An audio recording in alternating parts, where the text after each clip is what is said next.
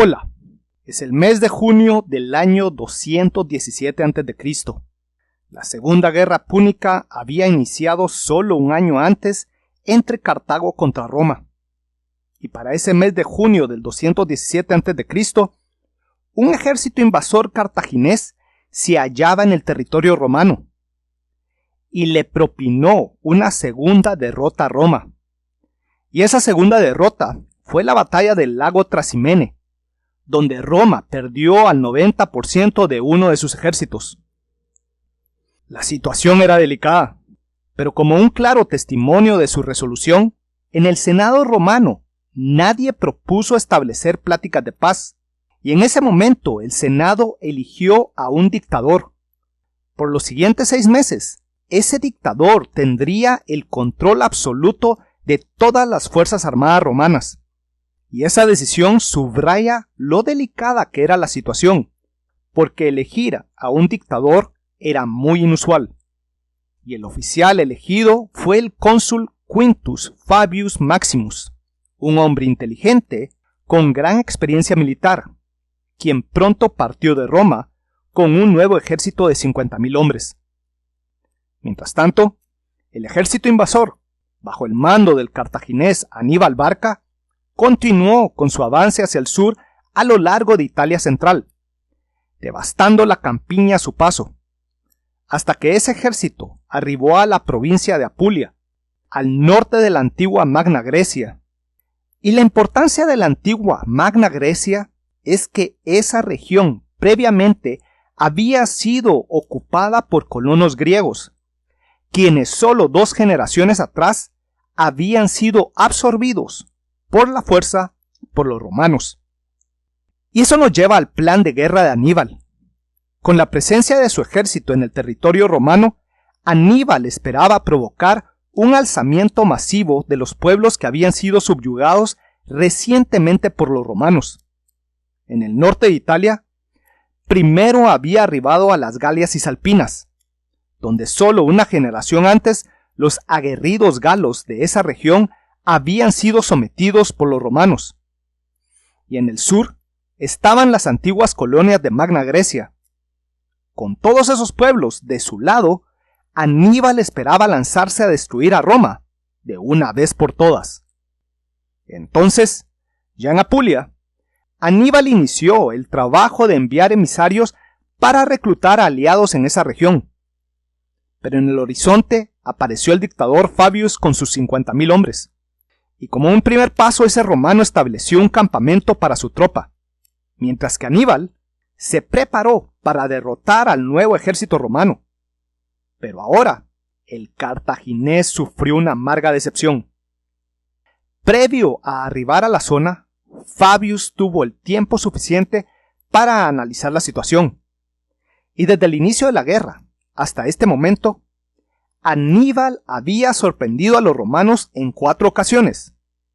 La primera sorpresa aconteció a mediados de octubre del año 218 a.C., cuando Aníbal inició el cruce de los Alpes en medio de un clima adverso. El desgaste de su ejército fue espantoso, y arribó en noviembre al valle del río Po con solo 26,000 hombres. Pero él había ganado la iniciativa estratégica. Un ejército invasor había arribado al territorio romano. Entonces, en el mes de diciembre, contra los 26,000 invasores, quienes habían sido reforzados por 12,000 guerreros galos que se habían alzado en armas, se enfrentaron a 44,000 romanos en la batalla del río Trebia. Y la segunda sorpresa fue que los romanos fueron derrotados en esa batalla.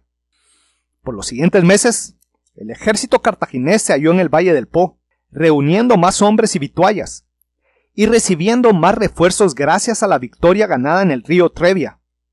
Y pronto Aníbal tuvo a 50,000 hombres bajo su mando, y se preparó para iniciar su marcha hacia la antigua Magna Grecia. Pero en su camino hacia el sur, ya estaban 2 nuevos ejércitos romanos, uno de 66,000 hombres en una posición central, y otro con 40,000, que estaba hacia el este. Entonces, tenemos a la tercera sorpresa. En mayo, Aníbal cruzó la cordillera de los Apeninos septentrionales y se internó en el Pantanal del delta del río Arnus. Las condiciones fueron difíciles y se sufrieron bajas. Incluso Aníbal perdió el ojo derecho por una infección. Pero él había flanqueado a sus enemigos y en su camino hacia Magna Grecia dejó un amplio trecho de muerte y destrucción. El grueso del ejército central romano, con 40.000 efectivos, partió tras el cartaginés, y el 20 de junio del año 217 a.C., ese ejército fue emboscado en el lago Trasimene y perdió al 90% de su tropa. Esas fueron las 4 grandes sorpresas que acontecieron en menos de un año de guerra. Sorpresas que el dictador romano analizó. Definitivamente, el general cartaginés no era un simple novato. En cambio, era un enemigo extremadamente peligroso que tenía que ser sometido con mucho cuidado. Y a partir del momento que entró en contacto, Fabius solo envió pequeños destacamentos a pelear escaramuzas, para así ir socavando al ejército cartaginés. Fabius pelearía una larga guerra de desgaste. Y en ese preciso momento, esa era la decisión correcta, porque cuando Aníbal arribó a la antigua Magna Grecia, ninguna ciudad se le unió. Y con cada escaramuza que peleaban, los cartagineses fueron perdiendo tropa, y Aníbal no podía reponer a esas bajas.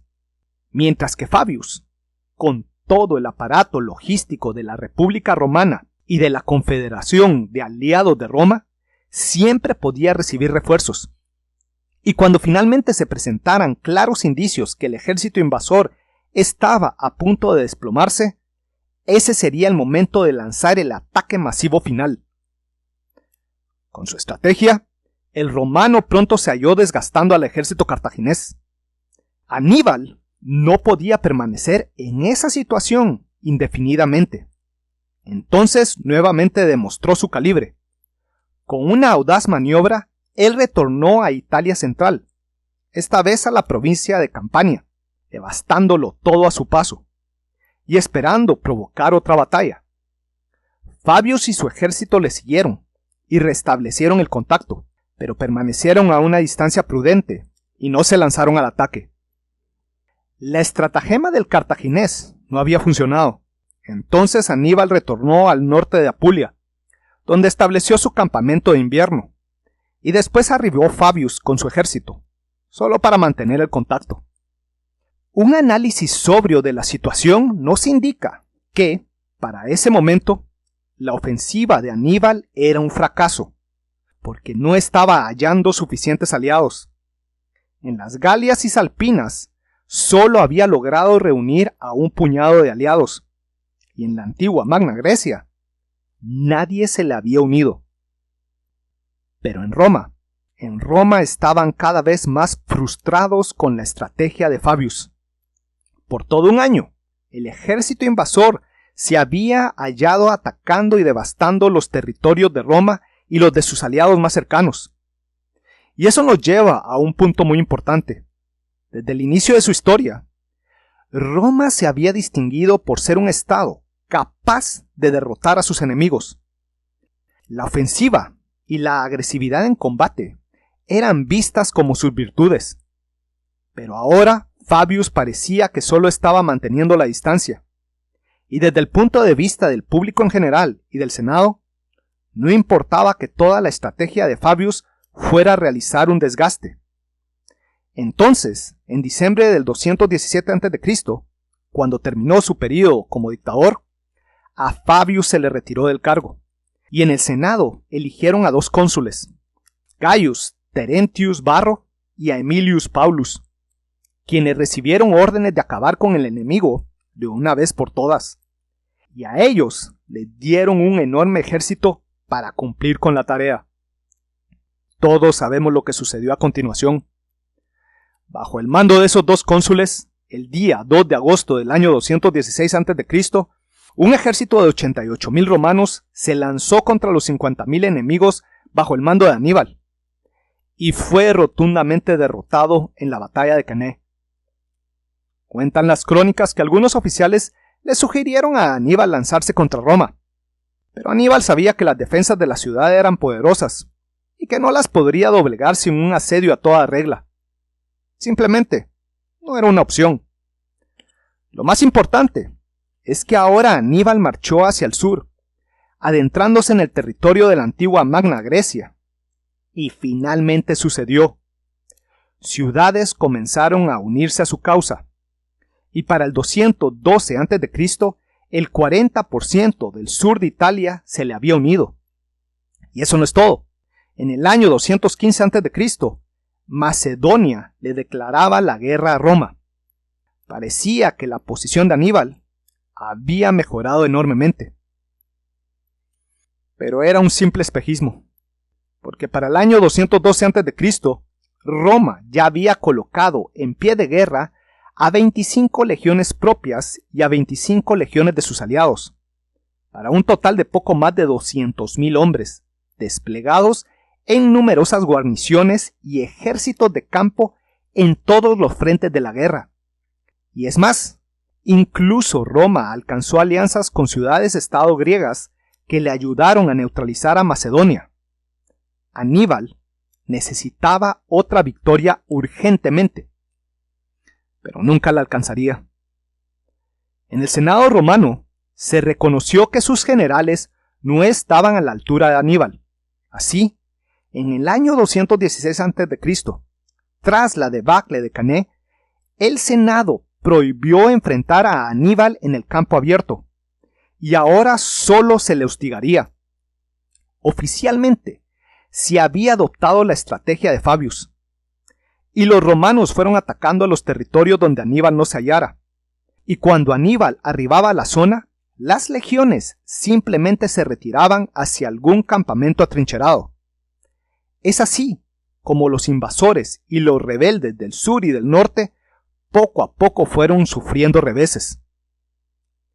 Pero eso no es todo. Desde el inicio de la guerra, los romanos se habían entregado a una estrategia triple. En el mismo año 218 a.C., en el norte colocaron a un ejército para defender a las Galias Cisalpinas. Otro fue enviado a la península ibérica para establecer la presencia romana en la región. Y pronto esa tropa colocó una gran presión sobre la lucrativa colonia cartaginesa.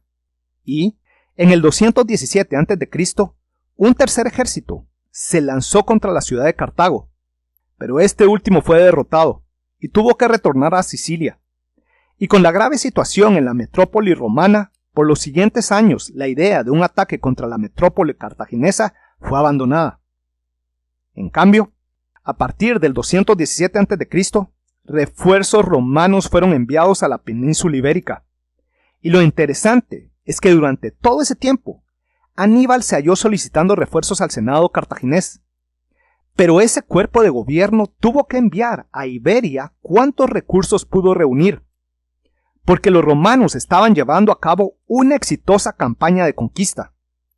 La estrategia de atacar a la colonia cartaginesa fue brillante, y cuando los romanos retornaron a la estrategia fabiana, luego de Cannae, poco a poco fueron hallándose en una posición cada vez más favorable. Es cierto, la lucha en Iberia tomó años, y los romanos experimentaron reveses, como en el año 211 a.C., cuando un ejército fue derrotado en la batalla del río Baetis Superior.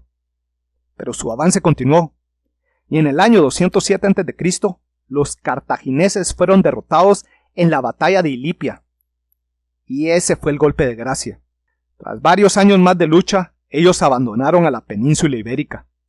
El imperio cartaginés estaba perdiendo la guerra, y su mejor general continuaba embotellado en el sur de Italia. Y mientras Aníbal se hallaba en el sur de Italia, en junio o julio del 204 a.C., un ejército de 30.000 efectivos romanos desembarcó en África. Por segunda vez, luego de 14 años de guerra, los romanos habían arribado a la metrópoli cartaginesa. Un ejército cartaginés se lanzó a la lucha en los primeros días del año 203 a.C., pero fue derrotado en la batalla de los Campi Magni. Tras esa batalla, el territorio imperial fue brutalmente atacado. La situación era desesperada, y Cartago mandó a traer a la metrópoli hasta el último destacamento que pudo reunir, incluyendo a Aníbal, quien desde hace 13 años se había hallado en el sur de Italia perdiendo gradualmente terreno, y así, cuando recibió la orden de retornar, la cumplió sin objeción alguna. Y a su regreso, tomó el mando de la tropa y se lanzó a la lucha. Y en el año 202 a.C. fue peleada la batalla de Zama. Y Aníbal estuvo muy cerca de triunfar, pero fue derrotado. Y con esa derrota llegaría el final de la Segunda Guerra Púnica. Bueno, hemos llegado al final de otro video. Y la forma de pelear contra Aníbal fue la versión de la campaña en Alemania de 1813 contra Napoleón, cuando por varios meses los generales aliados de la Sexta Coalición solo se dedicaron a atacar al ejército francés donde no se hallara el emperador. Así le fueron debilitando, hasta que finalmente lo derrotaron en la enorme batalla de Leipzig. Y de la misma forma, esa estrategia de desgaste funcionó contra Aníbal. Bueno, en el próximo video hablaré sobre algunas de las armas desarrolladas para que la infantería lograra limpiar trincheras en las grandes batallas de la segunda mitad de la Primera Guerra Mundial. Espero que este video les haya gustado. Y si les gustó, estoy más que seguro que les van a gustar el contenido y la narración de mis libros que tengo a la venta con la editorial Almuzara y con Amazon. Y también, si desean, puedan apoyarme por medio de mi cuenta de Patreon. Y siempre le agradezco mucho a mis Patreons por su apoyo. Atentamente, Víctor Aguilar Chan.